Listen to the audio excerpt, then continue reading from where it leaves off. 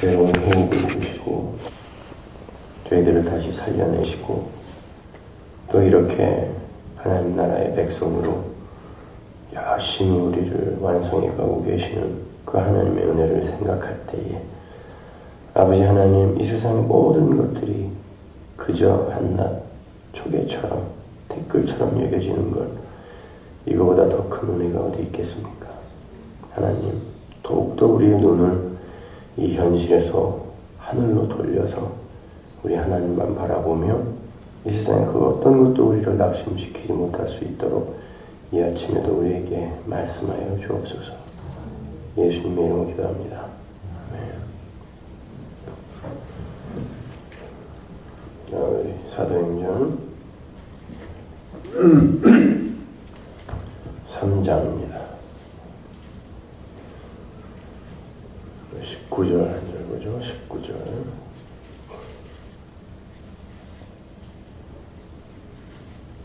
제가 읽겠습니다. 그러므로 너희가 회개하고 돌이켜 너희 죄 없이 함을 받으라. 이같이 하면 유쾌하게 되는 날이 주 앞으로부터 이를 것이요. 자, 유쾌하게 하는 날, 유쾌하게 되는 날. 이 단어가 이제 refresh, 아낙십시스라는 이제 헬라어인데 그 단어는 이제 refreshing이라는 뜻이에요. 질식해서 죽어가던 사람이 새로운 공기를 확 들여마셨을 때, 그때가 아낙십시스라는 그 단어가 이제 가리키는 게 그런 거죠. 예전에 캘커타에서 어떤 1756년이니까 뭐 꽤 오래된 일인데, 인도의 캘커타에 있는 동굴에 영국군, 그때 이제 인도영 아니었습니까? 거기가 영국군 146명이 갇혀 있다가 공기가 꽉 차단이 되는 바람에 하루 저녁에 130명이 죽었죠. 126명인가 그렇게 죽었는데 들어가 보니까 사람들이 호흡을 하지 못해갖고 손톱으로 벽을 그냥 뭐 처참하게 긁다가 손톱이 다 뒤로 제껴진 상태로 그렇게 죽었다 그래요. 저도 그런 이제 경험을 한번 해본 적이 있는데, 예전에 저희 후배 녹음실 작업실에서 어떤 작업을 하다가 잠이 들었는데 불이 났어요. 그 건물에. 불이 나니까 사람이 이렇게 불에 타 죽는 것보다는 그 매연, 연기에 질식되어서 죽더라고요, 사람들이. 뭐 불은 별로 이렇게 뜨거운 건 모르겠어요. 아직 밖에 있으니까. 근데 그 연기가 들어오는데요, 유독가스가. 호흡을 한번 탁 들여 마셨다가 탁 뱉었는데 진짜 석탄 같은 게 나와요, 뭐 입에서. 그러니까 그렇게 몇 번 마시면 그냥 기절하는, 죽는 거예요, 보니까. 그래서 그냥 창문을 열고 밖을 딱 내려다봤더니 소방차들이 와 있는 거야, 벌써. 근데 이 사람들이 너무 미적미적. 여기서는 지금 우리 일단 숨을 한번 쉬어봤기 때문에 이건 이제 죽겠구나 그러고 있는데, 이 사람들이 그 위에서 보니까 이제 자기들도 이제 서둘렀던 건데, 우리가 보기에는 이 사람들이 동작이 너무 굼뜬 거예요. 호스를 빨리빨리 풀어갖고 지금 불을 꺼줘야 되는데, 내려다보니까 밑에 가스통도 하나 있어요. 거기에 불 붙으면 큰일 나는 거 아니에요. 그러니까 나중에는 우리 셋이서 소방대원들한테 하지 못할 욕까지 하면서 동작 빨리빨리 안 하냐고 이제 당신들 직무유기하고 있다고 막 그랬는데, 결국 그들이 이제 살려줬어요. 그 상태에서 창문을 탁 열었을 때 숨을 쉴 수 있을 때 말이죠. 야, 이 공기라는 게 이런 거구나. 그게 리프레시예요. 아낙십시스. 그러니까 지금 그 베드로가 뭐라고 얘기하냐면, 이 인생 전체가 바로 그렇게 질식 상태에 있는 상태라고 이제 이야기를 하는 거죠. 그래서 너희들이 이제 유쾌하게, 이게 뭐 기분 좋고 즐겁게라는 뜻이 아니에요. 이제 단어들이 그렇게 번역이 돼갖고 조금 그렇게 좀 경박하게 이렇게 이해가 되는데, 그게 아니야. 거의 죽을 것 같은 상태에서 공기가 밖으로부터 팍 들어와가지고 신선하게 우리가 새 생명을 얻게 되는 그 상태를 이야기하는 거죠. 그런데 그 공기는 밖으로부터 들어와야지 안에서 생산되거나 만들어질 수 있는 게 아니에요. 여러분, 사람들이 선풍기를 돌리면서 창문 닫아놓고 선풍기를 돌려도 굉장히 공기가 유쾌해지던데요. 뭐 이렇게 이야기하는 사람들이 있지만 그건 착각입니다. 선풍기 그렇게 오래 틀으면 죽어요. 왠지 아세요? 여러분, 그 안에 선풍기가 돌아가서 우리가 시원하고 조금 유쾌한 기분을 느끼는 건 사실 공기가 이렇게 흐르기 때문에 잠시 이렇게 착각하는 거지, 그 방의 공기는 점점 뜨거워지고 있다는 걸 아십니까? 원래 선풍기의 열 때문에. 이 세상은 지금 그렇게 살아가고 있는 거예요. 자꾸 뭔가 우리의 인생 속에 쾌락이나 아니면 오락이나 뭐 이런 거, 인터넷이나 TV나 취미 뭐 이런 것들로 우리를 자꾸 이제 리프레시 시킨다 그러죠. 우리는 야, 오늘 스트레스 한번 풀러 가자. 그래서 뭐 세상 사람들은 술이라도 한잔 하고 뭐 이러면서 잠시 있잖아요. 야, 오늘 우리 너무 그동안 일 열심히 했는데 우리 직원들끼리 같이 영화 한 편 보자. 뭐 이런 거 리프레시라고 생각하지만, 그 술을 마실 때나 영화를 볼 때나 뭐 골프를 칠 때나 이렇게 그때는 잠시 잊을 수 있죠. 그러나 다시 일상으로 복귀가 됐을 때, 그 다음날 아침에 술에서 깰 때 그 기분 아세요? 그 전날은 몰랐어요. 정신이 마비돼갖고. 그리고 열심히 이제 휴가를 보내고 직장으로 복귀할 때 그 기분 어떠세요, 여러분? 아, 정말 더럽지 않아요, 기분이? 아, 이거 또 다시 일상으로. 그럼 그동안에 내가 며칠 동안에 보냈던 그건 뭔가? 잠시 우리를 마비시켜버리는 것입니다. 이 세상이 지금 그렇게 살아가고 있는 거예요. 지금 꽉 막혀서 이제 곧 있으면 질식해 죽어요. 그런데 선풍기를 계속 돌리고 있는 거예요. 돌리면서 나는 시원해. 나는 지금 스트레스를 풀고 있어. 나는 괜찮아졌어. 이러고 있는 거죠. 근데 이제 곧 그 안의 공기는 이제 없어져 버리고 죽는 거예요, 우리는요. 그런 상태에서 우리는 굉장히 지금 뭐 인류가 인간들을 뭐 굉장히 유익하게 이렇게 만들 수 있는 뭔가를 발견해내고 있고 끊임없는 진보를 이루고 있다는 지금 착각하는 거죠. 여러분, 그렇게 문명이 발달하고 과학이 발달하고 또 의학이 발달하고 그러면 사람들이 더 살기 좋아지는 게 아니라 그것들을 넘는 더 큰 악이 생겨요. 인터넷이 발달함으로써 굉장히 편리한 점이 많아졌지만 그것으로 인한 신종 범죄들이 굉장히 많아졌어요. 그리고 인간의 정신은 더욱더 피폐해졌습니다.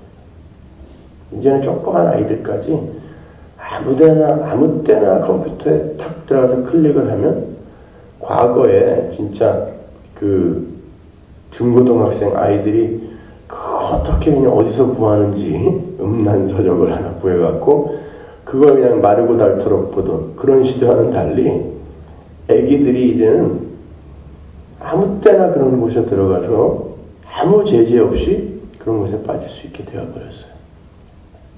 정신을 자꾸 어딘가에 뺏기게 만드는 거죠. 여러분, 페니실린이 발견이 됐을 때 이 세상의 모든 병은 다 고칠 수 있을 줄 알았어요. 그러나 곧 그 페니실린을 저항할 수 있는 그 저항균이 나온 것 같습니다. 금방 포도상규군이라는 게 나왔죠. 페니실린도 안 들어요. 이제 이거는 더 큰 이제 항생제가 나와야 되고 더 강한 것들이 그러니까 인간은 지금 계속해서 선풍기를 돌리면서 자기들 스스로 자살하고 있는 것입니다. 우리는 이렇게 해서 행복해질 수 있다라고 착각하고 뭔가 계속 노력을 하는데 거기에 대한 더 큰 악이 계속해서 저항균으로 생기고 있어요. 그러니까 점점 보세요. 오늘날 이 세상을 보면은 철장은 점점 더 많아지고 이제는 집 안에 뭐 문을 열어놓고 산다라는 것은 한국 시골도 그렇대요. 이제는요. 하도 도둑놈들이 많아갖고 예전에는 시골에 문이 어디 있어요? 있어도 그냥 활짝 열어놓고 뭐 가져가려면 가져가라. 가져갈 거래 봐야 무슨 뭐 고구마, 감자, 창 광에다가 넣는 거 그거밖에 더 있어요. 먹고 싶으면 갖다 먹어라 였어요. 근데 요즘은 그런 곳에도 너무 그 도둑들이 많고 또 그런 아주 몹쓸 그 범죄들이 많아서 시골도 전부 문이 철문으로 바뀌어가고 있고 이제는 창문에도 철창을 다 해놔야만 그래도 안심하고 이제 잠을 잘 수 있는 거죠. 그죠? 제가 어렸을 때만 해도 우리 뭐 창문 다 열어놓고 뭐 밖에서 누가 보든지 말든지 그렇게 자도 별일이 없었어요.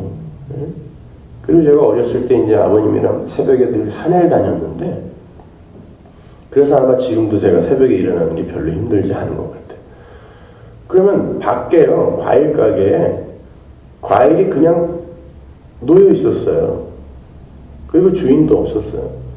그리고 그냥 산에 오가면서 가끔 뭐 참외도 하나 집어먹고 그랬지만 거기에 물건이 뭐 홀랑 없어진다거나 이런 일이 없었거든요. 그런데 요즘은 뭐 얼마나 이 세상이 각박하고 얼마나 좀 건조해졌습니까? 점점 더 그래요. 이제 앞으로 계속해서 인류는 점점 자기들이 발전하고 있고 번영하고 있다고 생각하지만 죽어가고 있는 것입니다. 그 상태에서 지금 사도 베드로가 이야기하는 거예요. 너희들은 리프레시 돼야 돼. 안 그러면 죽어. 지식해서 죽어. 근데 어떻게 해야 된다 그래요? 회개해야 된다. 그게 유일한 방법이에요. 근데 회개는 우리 스스로 할 수 있습니까? 없습니까? 못합니다. 그러니까 밖에서 바람이 불어 들어와야 돼요. 그래서 바로 우이오 전장에서 바람이 확 강풍이 불어온 거예요. 성령의 바람이 불어와서 그 교회 안에 확 들어오셔서 그들 뒤집어 엎어서 리프레시 시켜버린 거죠. 그죠? 그 바람은 니고데모의 이야기에서도 동일하게 나오죠. 너는 네가 가진 모든 조건이나 열심이나 노력으로 절대 살아날 수 없어. 영생에 들어갈 수 없어. 어떻게 해야 된다 그래요? 위로부터 나야 된다. 거듭나야 된다 그래 놓고 그럼 어떻게 해야 거듭납니까? 그러니까 바람이 임의로 불매라고 이야기하죠. 그죠? 그 단어와 똑같은 단어예요. 리프레시 돼야 된다는 거예요. 밖에서부터 불어오는 바람, 안에서 너희들이 만들어내는 찢고 볶는 선풍기 바람 말고 그거는 너희들 계속 죽이는 거야 이야기하는 거고, 밖에서 이제 바람이 불어와요. 바람이 임의로 불매 어디서 와서 어디로 가는지 모르는 것처럼 성령이 너에게 와서 널 리프레시 시키고 널 살려야 된다가 거듭나는 것입니다. 우리는 예수를 믿지 않으면 살아날 수가 없어요.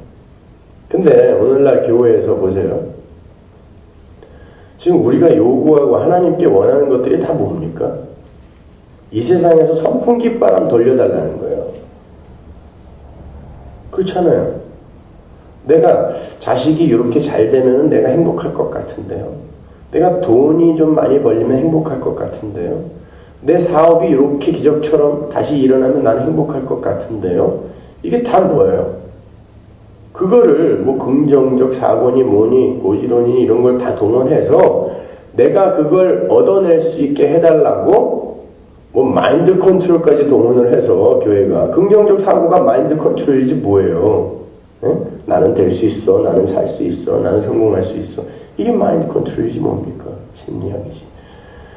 그까지 동원해서 교회는 하나님은 나를 행복하게 해줘야 된다가 뭐예요? 선풍기 돌려달라는 거예요. 그러니까 교회라는 것 자체가 스스로 죽어가고 있는 것입니다. 지금 꽉 막힌 곳에서. 교회는 그렇게 여러분을 행복하게 만들어주는 곳이 아닙니다. 교회는 예수 그리스도의 십자가가 이미 당신들을 살렸습니다라는 예수를 전하는 곳이어야 되죠. 그건 창세기 1장 1절 2절에서부터 우리에게 끊임없이 반복하여 제시되고 있는 복음인 거예요. 태초에 혼돈과 공허와 어둠뿐이었던 지식 상태라는 거예요. 그런 수면 위에 르와흐, 바람이 성령의 신, 하나님의 신이 수면 위에 운행했다라는 그 신이 바람이란 말입니다. 그 바람이 너희들을 비로소 그 혼돈과 공허와 어둠 속에서 새롭게 창조를 시키는 유일한 힘이다를 보여주는 거예요. 거기서부터. 그리고 애굽이라는 그 선풍기 바람 가득한 곳에서 세계 최고의 문명 아니었습니까? 당시에. 거기에서 건져내어 하나님이 그 인도하시는 약속의 땅으로 인도하는데 역시 수면 위에 바람이 밤새도록 불어 그 바람을 갈라버리는 게 홍해 사건인 것입니다. 그게 refreshing. 그러니까 베드로는 지금 창세기 1장부터 시작해서 다 자기의 스승인 예수님의 말까지 전부 머릿속에 넣고 그 이야기를 한 단어로 표현해낸 거예요. 그게 아낙십시스, refresh라는 거예요. 유쾌하다. 너희들이 살아날 수 있는 유일한 방법, 회개하고 돌이켜야 된다. 어디서 돌이키라는 거예요? 인간의 힘을 의지하여 우리는 하나님 나라에 도달할 수 있고, 바벨탑이죠. 그리고 이 세상에서 다윗 왕국을 회복시켜달라는 세상적인 화려함과 힘과 가치를 추구하는 그 모든 유대주의, 거기서 돌이키라는 거예요. 여기가 지금 예루살렘 아닙니까? 네? 유대주의에게 이야기하는 거야. 돌이켜라. 너희들은 아무것도 할 수 없어. 뭘 하겠다는 거야? 진짜 너희들이 제사 잘 지낼 수 있어? 진짜 너희들이 11조 제대로 할 수 있어? 저는 거, 흠 있는 거 다 가져와서, 쓸데없는 거 가져와서 나한테 던져놓고 너희들 나한테 할 거 다 했다고 하는 거, 그거 진짜 11조 맞니? 그 10의 1은 맞는데 거기 안에 11조의 정신이 들어있냐? 말라기 사장 아닙니까? 그러니까 너희들은 아무것도 할 수 없으니까 이제 내가 할 거야가 말라기로 딱 닫히고 마태복음으로 열리는 거거든요. 그래서 하늘에서 빛이 내려와 버리는 거예요. 이 세상의 바람은 안 돼요. 근데 지금도 우리는 뭔가를 자꾸 이렇게 하여 자기가 이제 행위로 내놓아서 하나님께 도달하려고 하는 거예요. 그게 죄입니다. 그것뿐만 아니라 여러분이 나는 이제 구원받았으니까 하나님께 뭔가 보답을 해드려야 되겠다라고 하는 기특한 생각, 죄입니다. 여러분 그거 잘 구별하셔야 돼요. 은혜는 갚을 수 있는 종류의 것이 아니에요. 갚을 수 있는 건 거래입니다. 구워주고 돌려받는 거예요. 은혜는 갚을 수 없어요. 그냥 나는 은혜를 받을 수밖에 없는 그런 존재이군요. 하나님 제가 무슨 선악을 따먹고 하나님처럼 되겠다고. 하나님 아담 안에서 저는 그렇게 타락을 했군요. 잘못했습니다. 그때 여러분 안에 이미 들어와 있는 생명의 씨앗이 여러분 안에서 발휘가 되는 그걸 여러분의 선행이라고 해요. 그걸 내가 하나님께 뭔가 보답을 하기 위해서 내가 했다라고 자꾸 생각하면 그게 죄라 말입니다. 그러니까 우리 이 땅에서 자꾸 무력하게 부인되어 버려야 되는 거예요. 그러니까 교회 안에서 제일 그 못난이가 자기 자랑하고 자기 신앙 자랑하는 사람들. 그건 좀 안 되는 거예요. 그래서 어떤 면에 있어서는 지금 성경을 올바르게 배우고 있다고 하는 사람들이 더 큰 죄를 짓고 있는 것일지도 몰라요. 얼마나 그걸로 자기들의 이 프라이드를 갖는지 몰라요.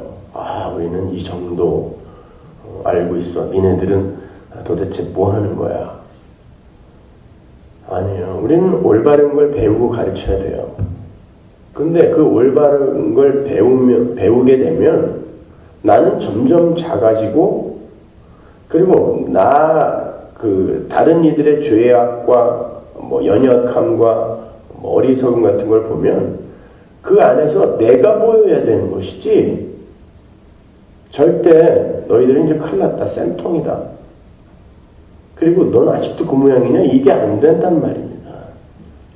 근데 그 이상하게 성경을 잘 공부하는 사람들이 바리새인처럼 선민의식이 생겨가지고 말이죠.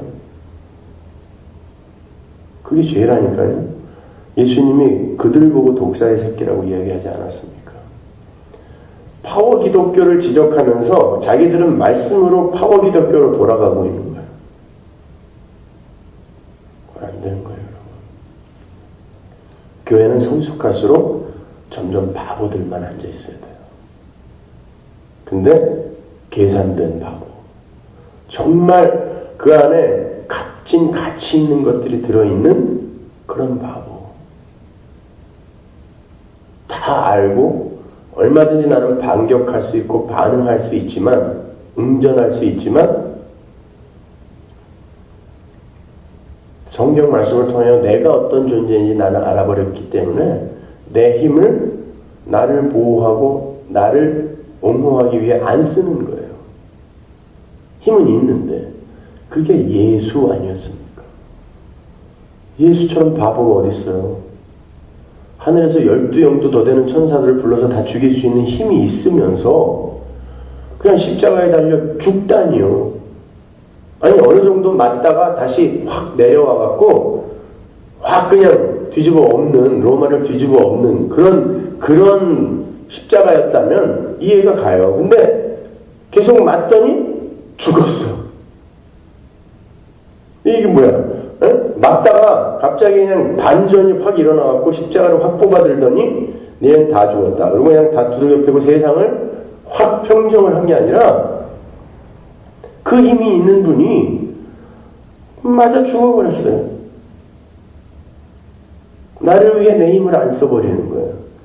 그 바보죠. 이 세상에 제일 큰 바보가 예수님이에요. 근데 그 하늘의 바보는 이 세상을 다스리는 제일 강한 분이었단 말입니다. 우리가 하늘의 왕으로 거룩한 이제 제사장이요, 왕 같은 제사장이요, 하늘의 왕자로 부름을 받았잖아요. 그러면 이제 요한계시록의 말에 의하면 우리는 거룩한 왕 노릇을 할 거래요, 하늘에서. 근데 그 하늘의 왕 노릇을 이 땅에서 조금 이렇게 맛보고 발휘하면서 가야 되는데, 그럼 그 왕 노릇이 어떻게 나타나야 되냐고요, 이 땅에서. 바보같이 당해주는 겁니다. 모함을 했는데 입을 열지 않는 거예요. 다른 이가 나를 공격했는데 응전을 하지 않아요. 근데 나중에 지나고 보면요, 반드시 그 사람이 승리합니다. 그게 하나님 나라의 법칙이에요. 여러분, 심판이 하나님께서 악을 지금 심판하지 않는 것처럼 보이죠. 열왕기 하에 보면은 아합이 나봇의 땅을 뺏는 바람에 하나님으로부터 저주를 받습니다. 넌 죽여버린다 이제 그랬어요. 근데 아합은 계속 잘 살아요. 근데 사람들이 그런 걸 보면 하나님의 심판이 유예되고 유보되면서, 왜 하나님이 그때 뭐라 그러냐면 네 자손 때에 가서 내가 심판하겠다라고 했거든요. 아니 그럼 나는 괜찮네. 뭐 내 자손이 어떻게 되든 말든 뭐 나는 무슨 상관이야. 예후를 시켜서 그 아합의 아들 요람을 찾아가게 해요. 죽여버립니다. 화살로 심장을 쏴가지고. 근데도 그때까지 요람이 뭐라 그러는 줄 아세요? 예후를 보고 평안이냐?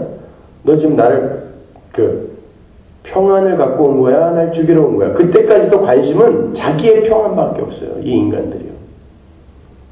하나님은 절대 이 세상의 현실에 눈두지 말라고 땅 팔지 말라 그랬단 말입니다. 땅은 항상 그래서 하나님이 나눠준 그대로 거기에 존재해야 돼요. 그리고 혹시 무슨 사정이 있어서 그걸 취했거든? 희년이 되면 돌려줘야 돼요. 땅을. 그거는 이 세상 것은 너희들 것으로 삼아 살아서는 안 되는 거야 라는 하나님의 경고였거든요. 근데 나봇이 왕이 더 좋은 걸 주겠다고 그러는데도 그걸 잡았던 건 그게 너무 좋은 땅이어서가 아니었어요. 나는 하나님의 말 지키고 살 거야. 더 좋은 거 필요 없어. 그냥 하나님이 준 거 갖고 있다가 그냥 여기서 죽을 거야. 근데 그걸 홀랑 뺏었단 말입니다. 하나님의 뜻대로 살고자 하는 성도를 세상이 때려 죽인다고요. 그러나 이 세상은 반드시 심판을 받는데 심판이 잠시 유보되고 있는 것일 뿐입니다. 심판은 분명히 일어나요,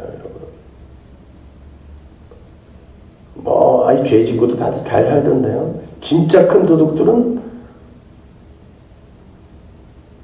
이건희 회장이나 뭐 김우중 회장 같은 사람들, 그분들은 죄가 백일하에 드러났어요. 그죠? 우리는 상상할 수 없는 수천억, 수조 원을 불법적으로 조성하고 빼돌렸습니다. 뭐 어차피 그 사람들이 번 돈 아닙니까? 뭐 사람들이 그러는데 어떻게 그게 그 사람들이 번 돈입니까? 법인이라는 게 일개 개인의 소유입니까? 그럼에도 많이 가지고 있으니까 금방 사면 돼요. 왜냐면 힘이 있으니까 이제 동계올림픽도 유치하고 해야 되는데 돈 있는 사람 가서 한번 세계 인사가 가서 확 돈 뿌리면은 가능하거든요. 그러니까 유익이 되면 죄도 죄가 안 되는 세상이 되어버렸어요. 그러나 그런 것을 보면서 에이 뭐야 저거, 죄를 져도 하나님은 심판은커녕 오히려 더 높이 세우시네. 시편 73편입니다. 야, 예수 안 믿는 놈들은, 악한 놈들은 돈 안 벌라고 그래도 막 그냥 하늘에서 쏟아 부어지고, 우리 같은 사람은 아침마다 징책이요. 그죠? 아니, 저놈들은 어떻게 죽을 때도 저렇게 때깔이 곱냐?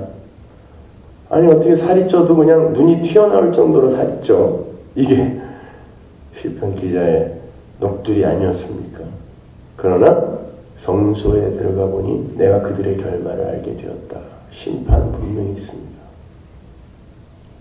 이 세상에서 우리는 그렇게 아침마다 징책이요, 하루 종일 하나님의 징계인 것처럼 그렇게 살지만, 그러나 그렇게 바보가 되어가면서 우리는 하나님의 자녀로 완성이 되어가고 있는 것입니다. 그게 징계, 파이데이아의 진의 아닙니까? 그죠? 자식 만들기라는 뜻이거든요. 징계라는 그 단어가 벌을 준다는 뜻이 아니라 자식 만들기. 하나님이 내 자식답게 만들기 위해서 그렇게 하시는 거예요. 그러니까 그냥 뭐 재벌 회장들이 그 아들을, 뭐 자기 자식들, 후계자들을 공사장부터 이제 보내서 훈련을 시키죠. 그거는 자식이 미워서가 아니잖아요. 거기 가서 잘 훈련하고 내 거 다 물려받아라, 이거죠. 우리는 하나님 나라를 유업으로 받았으니 도대체 이 하나님 나라에서 살 수 있는, 이 하나님 나라를 잘 운영하고 여기에서 제대로 잘 살 수 있는 이들은 어떻게 살아야 되는가를 밑바닥부터 지금 배우고 계시는 거예요. 그리고 곧 그 하늘로 갈 것입니다. 그런데 그냥 하나님이 주신 그 뭐 소유나 재화 같은 걸 꼭 움켜쥐고 이게 나의 미래를 도대체 언제까지 사시려고 거기에다가 여러분의 미래를 거십니까? 제가 65세에 은퇴를 하고 요즘 뭐 명이 길어져가지고 한 80까지 산다고 그래요. 그렇게 한번 쳐보세요. 그리고 만약에 그 한 15년간을 제가 은퇴한 이후에 지금의 수준의 한 반 정도의 수준으로 산다고 해도 100만 불 이상이 있어야 돼요, 저한테. 계산해 보니까. 그럼 불가능한 거거든요. 근데 그걸 노후 자금을 준비하고 뭐 노후 준비를 하겠다고 지금 그걸 마련하겠다고 사람들은 자기의 인생을 걸어요. 고작 우리의 인생의 목적이 은퇴 이후에 어떻게 하면 불편하지 않게 살 것인가를 위해서 죽도록 일하는 게 인생의 목적이라는 게 이게 너무 서글프지 않으세요? 그러면 뭐하러 인생을 이렇게 삽니까? 차라리 이 고해 같은 인생. 인생은 여러분, 이건 역사와 이 모든 이 시대를 살아간 천재들이 인생은 고해다, 비극이다라는 걸 그들이 경험으로 결론 짓고 갔어요. 아무리 선풍기 돌려봐야 안 되는구나. 그래서 왜 세계 최고의 그 문학 작품, 역작들이 전부 비극인지 아세요? 그 천재들이 인생을 알아버렸고 사람들이 그 인생을 그들이 써놓은 책들을 읽고 그걸 베스트셀러, 이게 역작이라고 인정을 했다는 건 그걸 읽은 사람들이 동의했다는 사실입니다. 맞아, 삶은 이런 거야. 햄릿, 뭐 오델로, 섹스피어나 뭐 해밍웨이나 이런 사람들이 썼던 그 해밍웨이 같은 사람은 나중에 자살했어요. 그 사람은 권투 선수였습니다, 여러분. 건강했고 사냥을 1년에 아프리카로 몇 번씩 다닐 정도로 굉장히 그 체력이 좋은 사람이었고요. 여성 편력도 강해가지고 뭐 수십 명의 여자들과 결혼했다, 이혼했다. 재산 얼마나 많았어요. 해밍웨이 손녀가 지금도 잘 먹고 살아야지, 할아버지 걸로. 거기다가 세계적인 명성을 살아서 얻었어요, 그 사람은. 근데 결국 엽총을 입에 넣고 자살해서 죽었어요.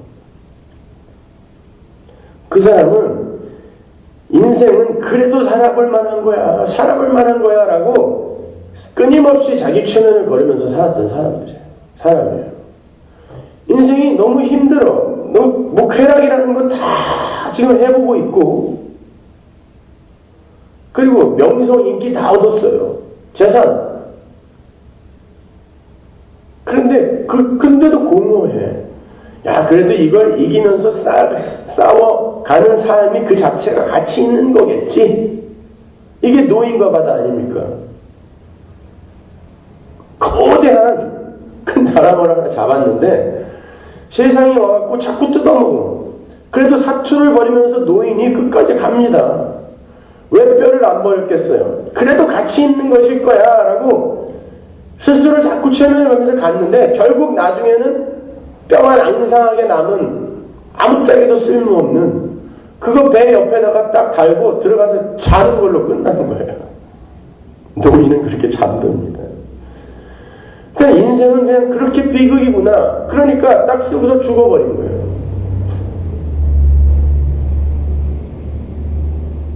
뭐 이 세상의 모든 철학이라든지 이런 것들이 삶은 그런 거라고, 그래서 우리에게는 리프레시가 필요하다고 결론을 짓고 있는데, 교회에서도 계속 똑같이 세상 것들로 자기를 리프레시 하려고 하니까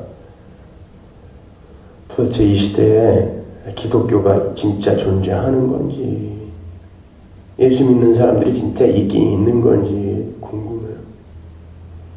여러분, 하나님 나라에 가면은 깜짝 놀랄 거예요. 진짜 저 사람은 꼭 있을 것 같은데 라는 사람이 거의 많이 없을걸요, 아마. 잘 믿으셔야 돼요. 성경 구절 단어 하나하나에 정말 하나님의 철저한 그런 우리를 향한 부르짖음과 외침이 다 들어있단 말입니다. 엉뚱한 거 쫓아다니느라 여러분의 시간, 열심, 노력 헛된 데 쓰지 마세요. 기도하겠습니다. 하나님 아버지, 은혜를 감사합니다. 아버지 하나님, 우리는 그렇게 유쾌하게 되는 그 자리로 가야 되는데 세상적인 유쾌함에 눈이 멀어서 결국 지금 자기가 질식해가고 있음에도 불구하고 그런 것들을 알지 못하고 지금 그런 것들을 잠시 자기들이 유쾌하게 되어져 가고 있다고 착각하고 있습니다. 이 시대의 교회가 그 삶을 쫓아가셔야 되겠습니까? 하나님, 하나님의 백성들, 이 세상을 살아가는 하나님의 백성들, 그저의 긍휼을 베푸셔서 하루속히 눈과 귀를 여셔서 진짜 하늘의 바람을 경험하는 그날을 우리에게 허락해 주옵소서. 예수님의 이름 기도합니다. 아멘.